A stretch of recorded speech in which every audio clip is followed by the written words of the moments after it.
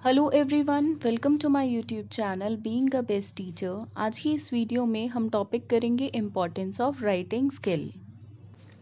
First is ability to explain yourself. देखिए, writing हमें एक माध्यम प्रोवाइड करती है, एक प्लेटफॉर्म प्रोवाइड करती है कि हम अपनी एबिलिटी को दूसरों तक पहुंचा पाएँ या अपने आप को दूसरों तक प्रेजेंट कर पाएँ।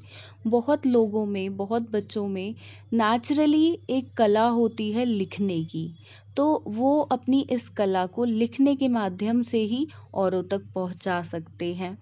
प्लस आप अपने आप को एक्सप्लेन कर सकते हैं, आप अपने आप को दूसरों तक दर्शा सकते हैं अपने लिखने के ढंग के द्वारा।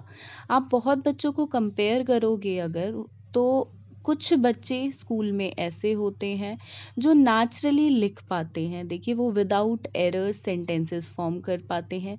उनको तब भी किसी भी पर्टिकुलर टॉपिक पे लिखने को दिया जाता है तो उनका राइटिंग स्टाइल बहुत अच्छा होता है। राइटिंग एक ऐसा माध्यम है जिससे आप लोगों को टीच कर सकते हैं, उनको इन्फॉर्म कर सकते हैं, साथ में एंटरटेन भी कर सकते हैं। तो बहुत ज़रूरी है कि लिखने का ढंग हर बच्चा अपनी स्कूल लाइफ में डेवलप करे, जबकि कुछ बच्चों में ये नेचुरली होता भी है। Next is serves as a record for future. देखिए, अगर आप इतिहास को उठा के देखेंगे तो उस टाइम में कोई टेक्नोलॉजी नहीं थी कि वीडियोस बना पाए और उनको रखा जाए संभाल कर, तो ऐसा कुछ नहीं था जो आज है। पहले के टाइम में सिर्फ लिखकर ही रिकॉर्ड्स बनाए जाते थे। सब कुछ रिकॉर्ड जो भी करना होता था, चाहे राजा महाराजा के बारे में हो या और पुरानी आप इतिहास की चीज़ों को देखेंगे, सिक्के हो गए, इमारतें हो गई, तो उन पे कुछ ना कुछ लिखा जाता था और वही दूसरी जनरेशन, आने वाली जनरेशन के लिए संभाल के रखा गया ताकि उनको भी इतिहास याद रहे। जो कि वाइट पेपर्स यूज़ करते हैं, स्पेसिफिक जर्नल्स होते हैं, लॉजिकल डायरीज होती हैं। तो ये सब चीज़ें पहले के टाइम में यूज़ होती थी। इनफैक्ट आज भी बहुत सारी चीज़ें जो हैं वो रिकॉर्ड होती हैं पेपर्स पर। So writing is very necessary to record something for our future generation.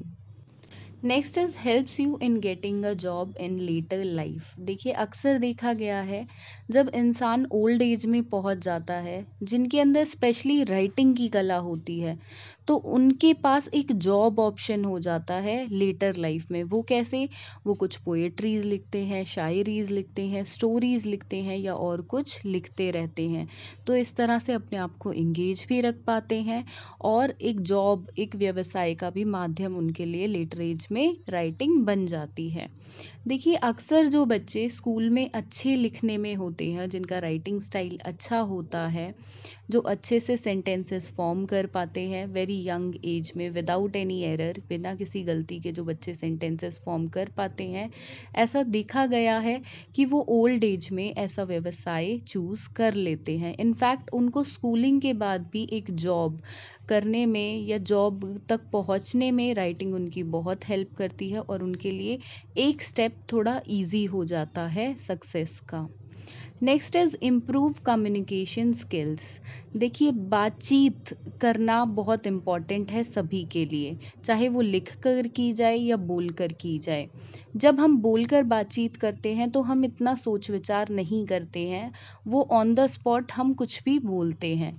परंतु जब हम लिखते हैं कुछ भी चीज़, तो हम कुछ ऐसे वर्ड्स अपने मस्तिष्क में से, अपने वर्ड के जो हमारे भंडार है, उसमें से हम कुछ पर्यायवाची शब्दों का, सिनोनिम्स का यूज़ करते हैं। क्यों? क्योंकि हमें अपने लेख को और अच्छा बनाना है, अपनी राइटिंग को बेस्ट बनाना है, तो हम अच्छे अच्छे सोफिस्टिकेटेड वर्ड्स का यूज़ करते हैं। तो इस तरह से हमारा कम्युनिकेशन इम्प्रूव होता है। Next is improve focus and connects with yourself. देखिए, जब भी हम लिखते हैं तो हमारा फोकस इम्प्रूव होता है, क्योंकि लिखते हुए हम शांत स्वभाव में, बिल्कुल शांति से हम किसी चीज़ को अपने दिल से लिखते हैं और ब्रेन को दिल से कनेक्ट करना लिखते हुए बहुत ज़रूरी है। चाहे हम कोई आर्टिकल लिखें, कोई ऐसे लिखें, कोई ब्लॉग, कोई शायरी, कोई पोएम, कोई कविता, कोई स्टोरी, कुछ भी लिखें, उसके लिए ज़रूरी है कि हम अपने ब्रेन को हार्ट के साथ कनेक्ट करें, क्योंकि दिल से लिखी बात औरों को हमेशा पसंद आती है। और इसी तरह से इंसान बहुत फोकस्ड हो जाता है, कॉन्शियस हो जाता है और इंटेलिजेंट भी बन जाता है, क्योंकि वो अपने दिल की बातें, अपने एक्सपीरियंस को जो उसने फील किया वो लिखता है। और देखिए, लिखावट के ज़रिए आपकी पर्सनालिटी कैसी है, आप कैसे इंसान हैं, वो भी बिल्कुल उभर कर आता है। Next is increases your knowledge, creativity and imagination. लिखते हुए हमारे जितने भी ब्रेन के सेल्स होते हैं वो सब एक्टिव हो जाते हैं, और देखिए इंसान अपने दिमाग का यूज़ करते हुए लिखता है। तो क्या हुआ कि जब हम लिख रहे हैं तो हमारी क्रिएटिविटी इन्हांस होती है, बढ़ती है, क्योंकि हम डिफरेंट डिफरेंट स्टाइल से लिखते हैं। नॉलेज इसलिए बढ़ती है क्योंकि हम उसमें जो भी हमारे साथ हुआ, जैसे कि मैंने कोई अपना एक्सपीरियंस लिखा या अपनी मेमोरीज लिखी, कोई अपने सक्सेस या फेलियर की स्टोरी लिखी, या कोई इंसिडेंट लिखा जो लाइफ में हुआ था। तो इस तरह से मैं नॉलेज इन्हांस करती हूँ, अपनी नॉलेज को दूसरों तक पहुँचाती हूँ। एंड इमेजिनेशन, जो चीज़ें रियलिटी में नहीं हो रही होती हैं, जिनको मैं इमेजिन करके लिखूं। तो इस तरह से एक व्यक्ति की इमेजिनेशन, क्रिएटिविटी, नॉलेज इंक्रीज होती है राइटिंग के जरिए। चाहे आप कुछ भी लिख रहे हो, अपनी कोई मेमोरीज, इंसिडेंट्स, चाहे कोई आर्टिकल, ब्लॉग, ऐसे कुछ भी लिखा जाए तो वो क्रिएटिविटी, नॉलेज इंक्रीज करती है।